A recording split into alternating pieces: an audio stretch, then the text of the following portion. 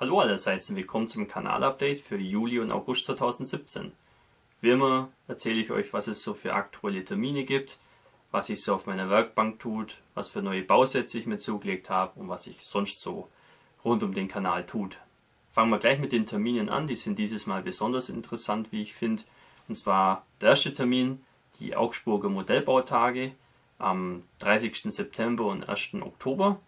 Das ist eine Ausstellung von dem Verein, in dem ich Mitglied bin. Deswegen ist es besonders schön für mich, weil es einfach in der Nähe ist. Das ist eine kleine, aber feine Ausstellung in einer größeren Turnhalle, wo auch ein paar andere Modellbauvereine kommen. Und es war das letzte Mal sehr nett und entspannt mit hochkarätigen Modellen. Und ja, wenn ihr in der Nähe wohnt, dann könnt ihr gerne mal vorbeischauen. Würde mich da sehr freuen, den einen oder anderen von euch dort zu treffen. Der zweite Termin ist auch sehr relevant für mich, weil das eigentlich meine Lieblingsausstellung im ganzen Jahr immer ist. Und zwar die 10. internationale Modellbauausstellung in Ried im Innkreis in Österreich. Und es findet statt am 14. und 15. Oktober. Das ist eigentlich so meine Lieblingsausstellung im ganzen Jahr. Da sind einfach die Besucher super. Und auch die anderen Aussteller haben wirklich sehr viel Unterschiedliches zu bieten. Da ist wirklich für jeden was dabei. Und ja, freue mich einfach wieder drauf, alte Bekannte dort zu treffen. Neulich hat dann auch mein Workshop für die Kinder, fürs Ferienprogramm hier stattgefunden im Ort. Da haben wir wieder 2 Nachmittage lang wie verrückt Bausätze zusammengebaut, die ja, ihr, meine Zuschauer, großzügigerweise gespendet habt. Nochmal vielen Dank dafür. Die Kinder hatten wirklich großen Spaß. Und das Interessante ist, wir hatten wirklich so viele Bausätze, dass die Kinder keine Chance hatten, die alle zu bauen. Deswegen habe ich noch ein bisschen was übrig. Das bildet dann gleich den Grundstock für den Kurs fürs nächste Jahr. Wenn ihr sehen wollt, was die Kinder da so produziert haben, gibt es auch ein kleines Video dazu. Das könnt ihr euch gerne mal anschauen. Ist echt nett. Eine weitere Sache, die mich dann noch ganz besonders freut, ist, ich darf demnächst mal in Urlaub fahren wieder. 3 satte Wochen geht's in die Vereinigten Staaten. Das ist natürlich besonders aufregend. Ich habe noch nie den europäischen Kontinent verlassen. Das wird dann doch eine recht interessante Erfahrung werden. Jetzt denkt ihr euch natürlich, 3 Wochen ist eine lange Zeit. Ich habe ein paar Videos für euch vorbereitet, die automatisch veröffentlicht werden. Dann könnt ihr auch in meiner Abwesenheit ein paar Videos schauen. Ich möchte euch jetzt auch nicht zu viel verraten, was ich in den Vereinigten Staaten so alles treiben werde. Es sind ein paar private Angelegenheiten, ein paar Besuche, die ich machen will. Habe aber auch ein paar ziemlich abgefahrene Sachen vor. Das werdet ihr dann zu sehen bekommen, wenn ich wieder zurück bin. Das dürfte recht interessant werden. So, genug geplappert. Jetzt schauen wir uns an, was sich so auf der Werkbank tut. Der Rohbau vom Bronco Flammpanzer II ist schon abgeschlossen. Der Bausatz ist trotz der hohen Teileanzahl relativ einfach zum Bauen, war wirklich gar kein Problem. Und die Detailfülle ist vor allem am Heck wirklich überragend. Also Wahnsinnsbausatz, macht echt eine Menge Spaß. Der kleine Anhänger ging auch gut zusammen, der hat so Segmentketten. Ist eigentlich ganz gut. Also echt eine runde Sache. Muss ich eigentlich noch lackieren und mir noch ein paar Gedanken zum Diorama machen. Da bin ich noch ein bisschen unentschlossen. Das Einzige, was ich weiß, ist, dass es eine Gefechtsszene werden soll. Darum sind zum Beispiel hier auch diese kleinen Türmchen mit den Flammenwerfern auch so ein bisschen ausgerichtet. Genaues kann ich da jetzt noch nicht verraten. Leider gab es beim Schneider CA, für den ich auch einen Baubericht mache, jetzt seit dem letzten Update keinen Fortschritt. Ist immer noch im Rohbau, so wie ihr es gesehen habt. Und ich habe eigentlich vor, als nächstes die Figuren zu bauen und zu bemalen und das Ganze natürlich auch zu filmen, als nächsten Teil für den Baubericht. Da habe ich aber bisher noch nicht so die Muße gefunden. Ich hoffe aber, dass ich nach dem Urlaub da wieder voll einsteigen kann. Ich hoffe, ihr seid mir nicht böse, dass ihr da ein bisschen auf die Fortsetzung warten müsst, aber gut, es braucht Zeit und so auf die Schnelle irgendwas hinrotzen, das ist nicht meine Art.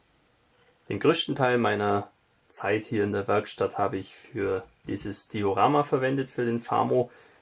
Das kennt ihr schon aus dem letzten Kanal-Update. Da hatte ich den Tisch vorbereitet und die Landschaft schon mal grob mit Styropor vorgeformt. Seit dem letzten Kanalupdate ist auch einiges vorangegangen, wie ihr sehen könnt. Ich habe zum Beispiel den Rahmen für das Diorama hier aus so Balsaholzplatten aufgebaut, damit es eben dann diese Silhouette bekommt, und habe dann mit Reparaturmörtel und Fimo Air Basic Modelliermasse die Landschaft schon mal so grob vorgestaltet. Sehr aufwendig war dann auch der Bau dieser Stützmauer. Da habe ich einmal von, glaube ich, Plus Models so Ziegelsteine verwendet, so als Kante oben. Und die Wand selber besteht so aus so Bruchsteinen. Da bin ich einfach in den Garten gegangen und habe mir ein bisschen so Split geholt und habe die Steine einzeln aufgeklebt. Das sieht hervorragend aus, da bin ich ziemlich stolz drauf. Und dasselbe möchte ich dann noch hier unten machen, dass hier auch noch eine Stützmauer hinkommt. Und dann ist das schon mal erledigt. Dann habe ich auch noch vom Modell Victoria hier so ein kleines Häuschen hinzugefügt. Das ist eigentlich nur ein kleiner Stall oder ein Unterstand neben einer Viehweide. Und hier möchte ich dann noch einen Bach einfügen. Da muss ich natürlich hier noch einen Ausfluss bauen. Und das kann man sich eigentlich so vorstellen, dass aus dem Hügel oder aus dem Berg eine Quelle kommt. Aber die Straße wurde dann da drüber gebaut und die Quelle ist natürlich nicht weg, sondern da ist halt ein kleiner Kanal, der da durchführt, und die Quelle läuft dann da so raus. Und das ist es eigentlich auch schon. Hier diesen Bereich am Hügel, den möchte ich stark bewalden oder Gebüsche oder so haben. Und hier unten vielleicht noch eine Viehweide oder sowas in der Art. Wie ihr euch sicher denken könnt, das ist doch ein ziemlich ambitioniertes Projekt. Und deswegen stecke ich da auch ziemlich viel Energie rein, weil ich natürlich auch will, dass es verhältnismäßig schnell fertig wird. Ich arbeite da schon ein paar Monate dran und jetzt komme ich so langsam in die Phase, wo ich sage, die Ziellinie ist so allmählich in Sicht.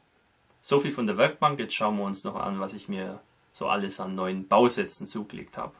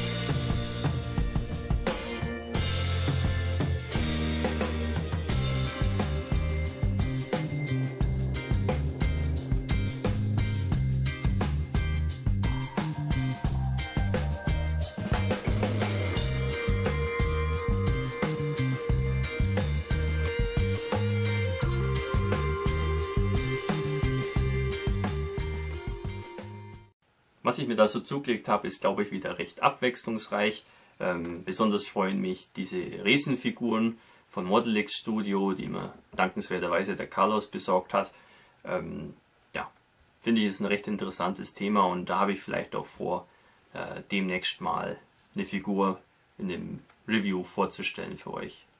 Der Tiger 1 Spät von Tamiya in Maßstab 1:48 mit den ganzen Zurüstteilen, der ist für den Tiger 1 Gruppenbau von Adam Mann reserviert. Da habe ich mir auch noch die Lötstation und dieses Faltwerkzeug da besorgt, weil ich doch ein bisschen mehr Übung mit Fotoetzteilen bekommen will. Und ich habe da eigentlich vor, dann die Fotoetzteile irgendwie zu löten. Und die Biegestation habe ich schon mal verwendet für den Flammpanzer 2. Das ist wirklich ein sehr nützliches Werkzeug, finde ich echt gut, lässt sich sehr gut mitarbeiten. Und das mit dem Löten bekomme ich auch noch irgendwie hin. So, das wäre es auch schon wieder für das Update. Ich hoffe, euch hat es gefallen und wir sehen uns wieder im nächsten Video. Euer Hamika Barkas.